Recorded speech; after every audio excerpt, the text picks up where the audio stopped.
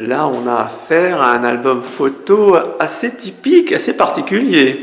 Oui, alors là, j'ai utilisé une autre technique graphique qui est le détournement. Oui. Donc, j'ai collecté une série de 50 photographies anciennes et j'ai reconstitué la vie de mon saint-ours, donc de sa naissance à sa mort. Oui. Pour plonger comme ça le spectateur dans une sorte de porosité entre le réel et l'imaginaire, donc donner une réalité historique. Oui. Parallèle à ce Saint-Ours, ce personnage de Saint-Ours. Personnage de Saint-Ours. On va retrouver ici à la naissance. Oui. À la naissance, et puis... Voilà, ensuite... vous avez tous les événements de sa vie, donc oui. ils sont datés. Hein. Ah, exactement. Les légendes sont tapées à la machine, comme dans un vieil album de famille. Donc voilà, 1900. Donc il est né en 1901, et puis une petite vie traditionnelle de petit garçon classique, le pensionnat, la communion.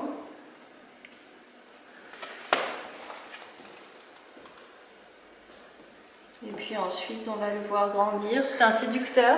Oui, c'est un séducteur. L'ours est réputé être extrêmement séduisant et les femmes, paraît-il, sont troublées, notamment par la pilosité de l'ours, qui a l'air très efficace en termes de séduction. Donc là, on le voit lors de son mariage, de soirée de gala. Ah oui, il est élégant. Hein. Et c'est un astrophysicien, puisque il observe la grande ours. Donc il ne pouvait pas faire un autre métier que astrophysicien. Effectivement. Pour observer les étoiles. Et donc ensuite... il vit sa passion, puis sa crucifixion, sa résurrection et sa sacralisation.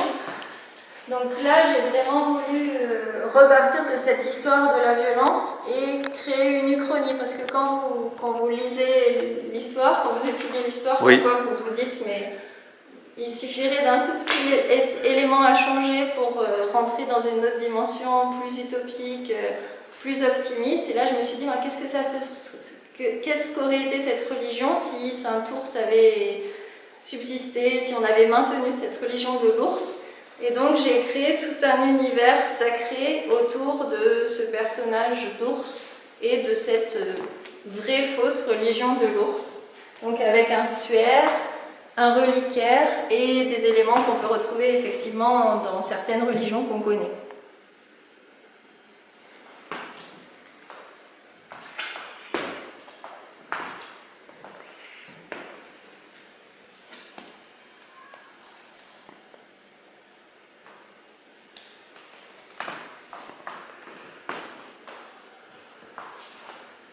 Et ensuite, on rentre là dans une dimension plus contemporaine.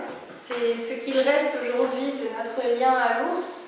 Et on rentre dans la fétichisation, c'est-à-dire que chacun, nous avons un rapport particulier dès l'enfance, dès le tout jeune âge à l'ours, comme s'il avait perduré quelque chose de cet attachement très fort. Et ce qui était assez troublant quand j'ai voulu réaliser cette série, qui est donc constitué de cyanotypes. C'est un procédé photographique ancien qui révèle, avec un produit chimique qui se révèle en bleu à la lumière, d'où le titre le nom de cyanotype. C'est qu'il y a beaucoup de personnes très différentes et d'âges très variés qui m'ont confié leur ours en peluche qu'ils gardaient vraiment comme une relique de leur enfance. Et ce qui est touchant, c'est qu'ils ont tous des visages très différents, même des expressions. Certains sont mélancoliques, certains sont un peu effrayants, certains sont joyeux. Et tous, ils gardent la trace de leur rapport, de leur relation à l'enfant. On voit que certains ont été mâchouillés, maltraités. Maltraités, oui. Et donc, c'est un objet transitionnel pour l'enfant parce que c'est le premier objet qu'il a en sa possession. Oui. Et c'est un animal. Et il est aussi le réceptacle de tous les bons moments de l'enfance, mais aussi de tous les mauvais moments. Et il est vraiment gardé comme quelque chose de très précieux. Donc ce sont tous des ours d'enfants. Oui. tous des qui ont ours vécu. qui ont vécu. Ils ont tous une histoire C'est très ça, ils ont forte. tous vécu. Ils ont Et tous- avec un attachement très très fort des adultes qui me les ont confiés pour cet objet-là qu'ils gardent presque de génération en génération dans leur famille. D'accord, très bien. Et ensuite, nous Et finissons par là, le on sac à... finit dans le sucre Dans le sucre. et dans la consommation. Oui, Puisqu'on est, donc, le dernier concept qui Oui. scande cette exposition, c'est la saccharification. saccharification. Le fun fact, c'est que ce bonbon Haribo, là, ce petit Oui. Golden Beer, a aujourd'hui 100 ans. D'accord. Il est né en 1922 et donc il fête en 2022, donc cette année, c'est 100 ans. Voilà. Et c'est devenu un objet culturel, du coup, autant qu'un objet de consommation. Excellent. Merci infiniment, le Street Merci. Yeti. Quelle est votre actualité ensuite, après cette exposition? Alors, ensuite, je vais changer d'animal.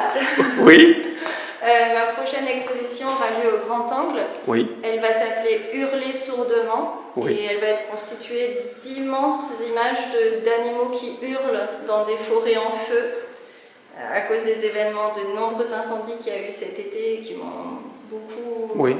troublée. Et je vais donner la parole à ces animaux. Puis il y aura une exposition en mars à Cessin sur le bestiaire, avec y compris cette fois du bestiaire marin. Oui, Et ensuite à Place à l'Art à Voiron avec de la bande dessinée sur la mémoire. d'accord. Encore une forte présence du texte avec les images. Merci infiniment. Merci. Au revoir. Au